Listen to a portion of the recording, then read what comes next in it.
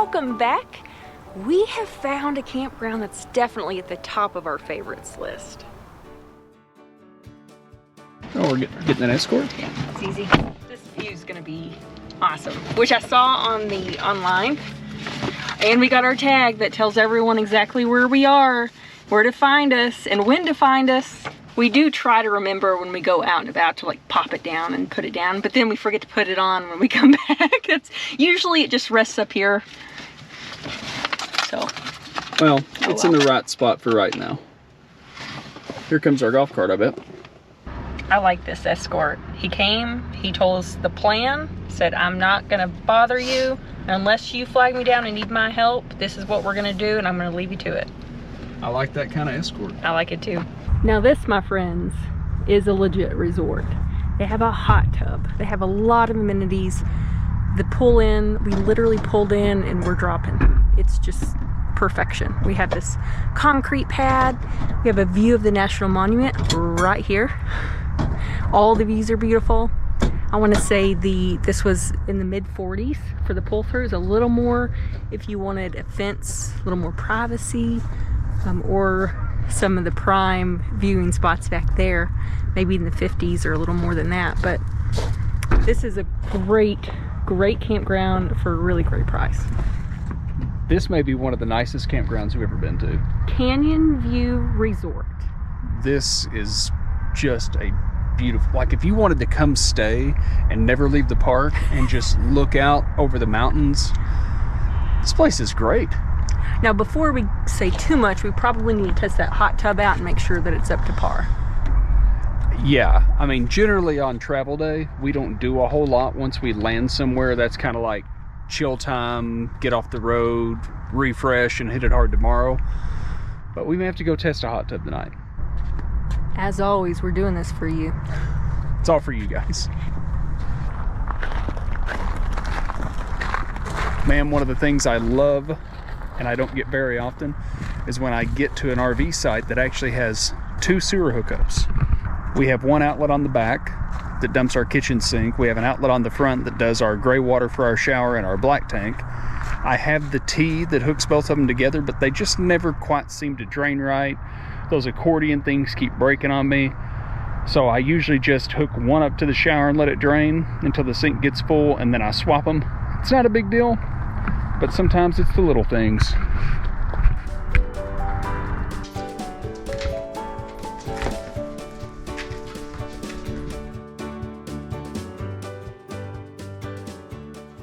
I'm really excited because I found a new tool / toy, depending on how you want to look at it, that made my life a whole lot easier. I actually put it together back in Loveland and got to test it out on this trip, and I'm really happy with it so far. I've got another toy, as Angela would call it, but I do like tools and RV accessories, and I remembered after our last travel day just how much I hate rolling up a 50 amp power cord when it's cold outside. So RV Guard sent us one of these to test out. This is their 50 amp, 50-foot hose reel. The assembly was super easy. All you need is a Phillips head screwdriver and a 19mm wrench. Took me all of about 10 minutes to set up. It's nice and easy to put together, and I can't wait to try this out on travel day. I'm hoping this makes my life a lot easier. It does have some holes in the bottom to where you can mount it to the floor of your RV. I'm not 100% sure where I'm gonna put this yet, so I think for the first time I'm gonna try it out sitting on the ground, and then we'll figure out something a little more permanent.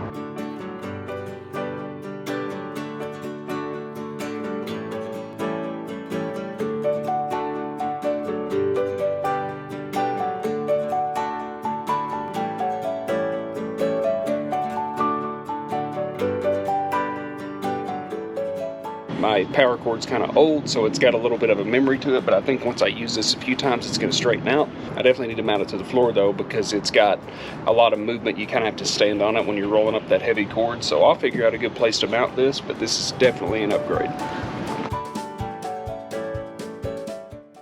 So I'm still trying to figure out exactly where I want to mount it. For now, I've just been sticking it inside this side door. It's working out really great. It sure beats rolling that thing up.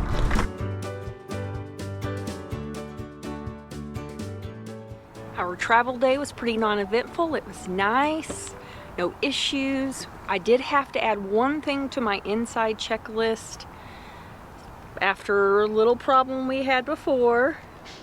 Welcome to travel day. I've got everything cleaned up. I'm just ready to pull the slides in. But before I do, I'm gonna check underneath some furniture and behind some furniture and make sure there's no more dog toys hiding where they can roll out and get under the slide. The reason we're getting all this cold air in here, if you can't see it, is Charlie's favorite squishy nubby ball. I thought we had this whole conversation about picking our toys up before we go. Because we learn things the hard way.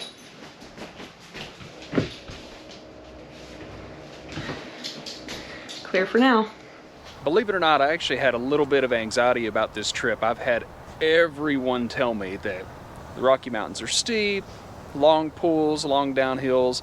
I've actually had people tell me they can't believe we pull our trailer with the gas engine, but those anxieties were set to rest pretty quick. Back here towards the end of October, we rolled over an anniversary where we've had this truck for 2 years. We bought this truck new in October of 2021. This is our 2022 Ford F-350 Super Duty. It's on a single rear axle. We've got the 7.3 V8, the 10-speed transmission, and a 373 rear end.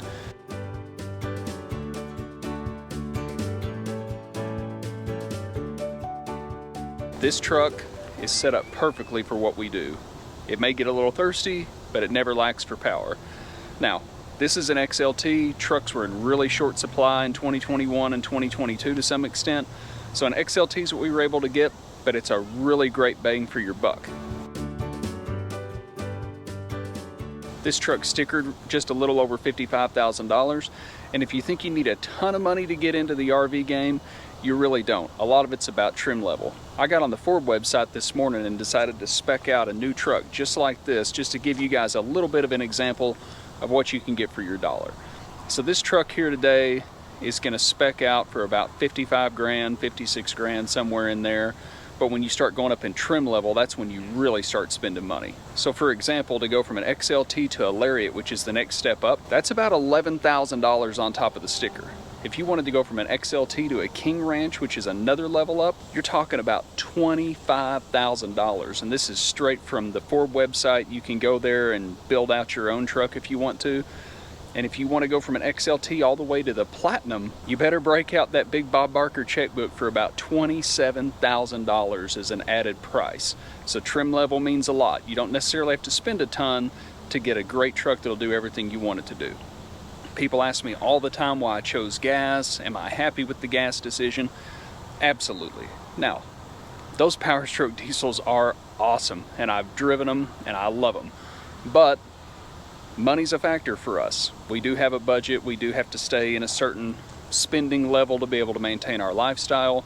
So we didn't get the diesel. I looked just this morning. The price difference between the 7.3 gas motor and the diesel is right at $10,000. And if you want the high output diesel, the newest, the baddest of the bad, you're talking about nearly 13 grand. You can take a $55,000 truck and make it 100 grand really, really quick. So we're super happy with our decision and what we spent on this model. We're at 67,000 miles and just a little over 25,000 of that has been pulling this fifth wheel. That's not to mention all the towing we've done with our boat. We've moved tractors around for people, utility trailers, pulled trees, you name it. But about half of its life has been working. So I can solidly say that at 67,000 miles, I'm really impressed with this setup. People ask me a lot about fuel economy, and I keep a spreadsheet with every towing trip that we do and what we get. And since we've had this truck and this trailer, we average right at 8 miles per gallon towing. We've seen it as low as 6.2, 6.3, and we've seen it as high as 9. So that's just kind of the lifetime average in towing. And we're about 17 miles per gallon on the highway, which isn't bad for a truck this big. I love that it tows like an absolute champ. The downhill braking with the 10-speed transmission is awesome. I know Angela's mentioned that 100 times. We're thankful for this thing every time we have to go through the mountains. You guys may remember back, if not, we'll put a thumbnail clip right down here in the corner. We had a little bit of a misfire issue right around 60,000 miles. The book actually says in severe service, which we technically fall into, you have to replace the spark plugs at 60,000. I missed that. I also found that I had a few spark plug wires that had completely broken down and were not working anymore. That was a little bit of a dislike. I couldn't tell you the last time I had to change plugs at 60,000, but that's just general maintenance and things we have to deal with. What else have we done to the truck other than general maintenance? really nothing other than a couple of upgrades. Obviously we have the Super Glide fifth wheel hitch. I've covered that in a few different videos. Put a couple of links to those in if you guys want to go check that hitch out. It's a great option for a short bed truck. Otherwise, we added a tonneau cover from Amazon that was actually really cheap and is doing pretty well for us. Inner fender liners from Husky Brands. I added mud flaps from Husky Brands. We put the ranch hand brush guard on almost immediately because I have a bad track record of hitting deer. And we added on the Bridgestone 7,500 pound airbags, which I would highly recommend no matter what you're towing. It just kind of helps level everything out. So that's kind of the update on the truck 2 years in with it. Really happy. I don't see why we can't go 2 more, but I still like to look around when I pass those 4 dealerships.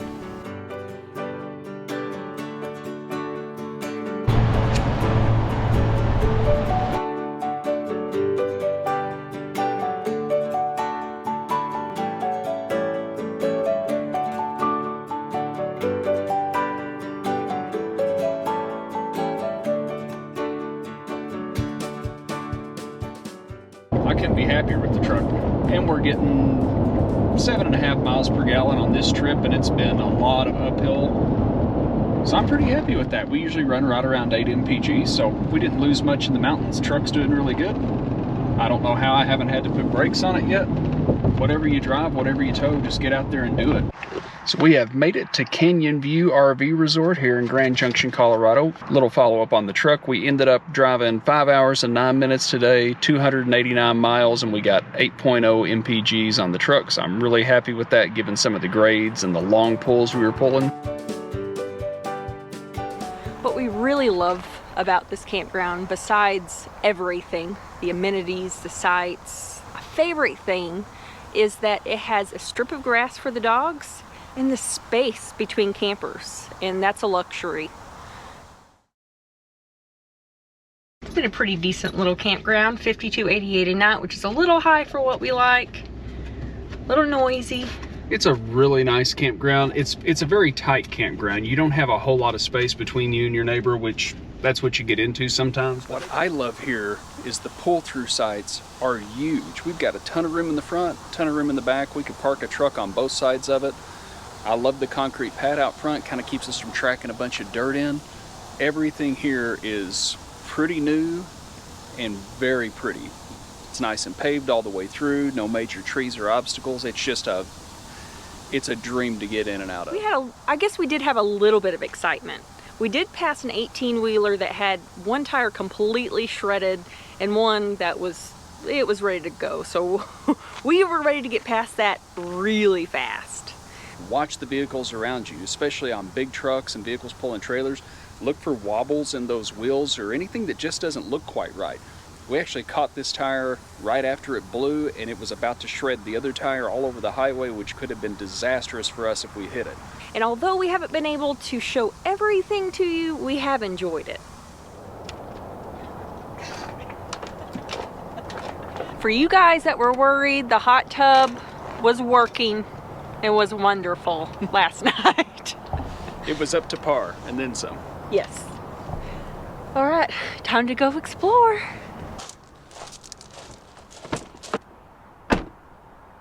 There's quite a bit of difference between Grand Junction and Loveland / Denver. It was only a 5-hour drive, but this looks a lot more like New Mexico to me. A lot of the houses have kind of that New Mexico style to them. It's $25 per car, or your America the Beautiful Pass does work here, which is cool. Whoops, we almost took you in there with us.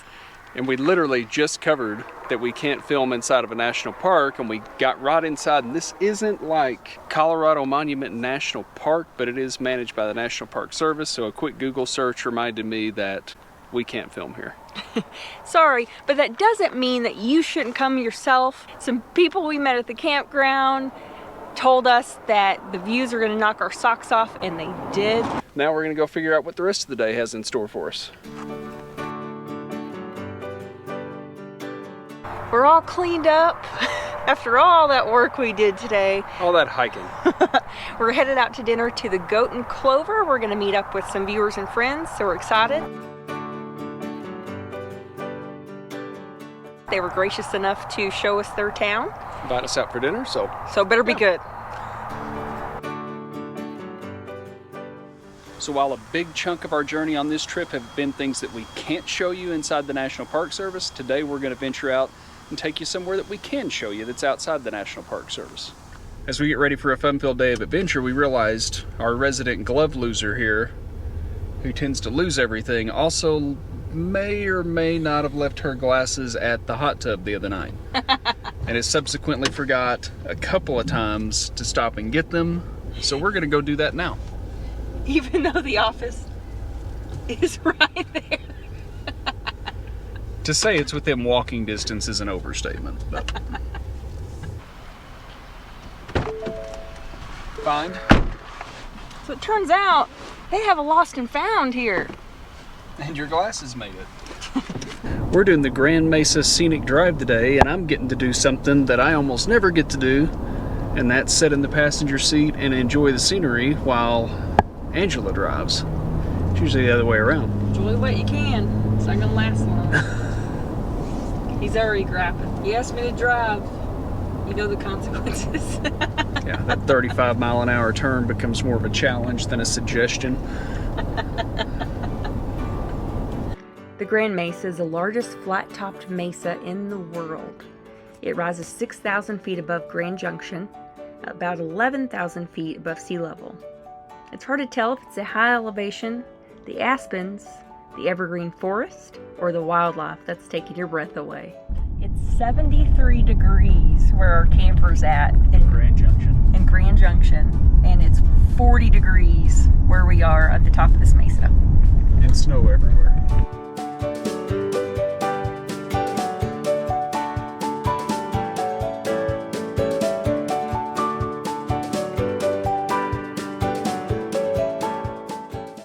In our ever-growing quest to see wildlife, Cody almost ran over a chipmunk. Yeah. And we saw some fenced-off llamas. That is the extent of the wildlife today. It counts, right? I'm counting it. It kind of counts.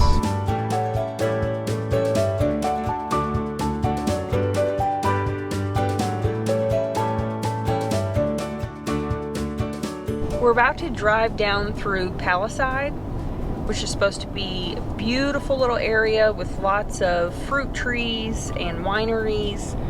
And I passed by there when I was driving while Cody was taking a snooze, and I almost woke him up. If he hadn't been sleeping for just a few minutes, I would have. I like my naps.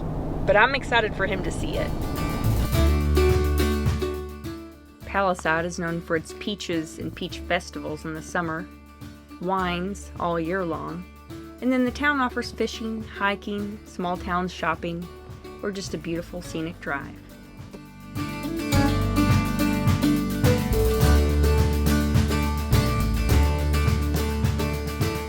We got this beautiful campsite, beautiful views. We're gonna hang out, have us a little campfire, and just kind of chill this afternoon.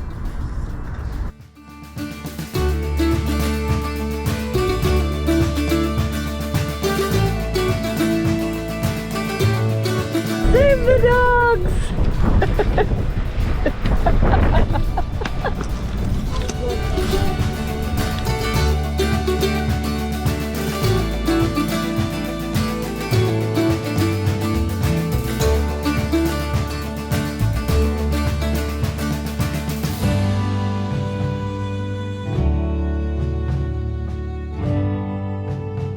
All right, guys, that was a great trip here to Grand Junction, Colorado. I love Canyonview RV Resort. We'll definitely want to come back here if we're in the area. Yes. We got a long travel day in front of us, so make sure to subscribe if you haven't already so you can see where we're going next, and we'll catch you there. Bye, guys.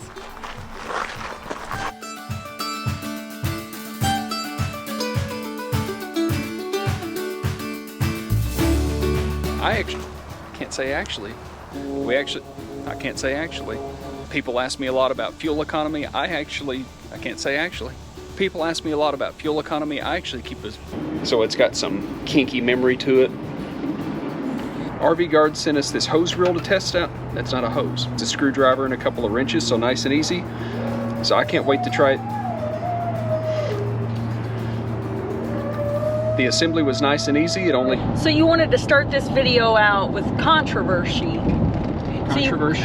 Colorado Monument National Park, but it is managed by the National Park Service, so a quick baby. I didn't know you already had the camera on. Our hot tub friends last night.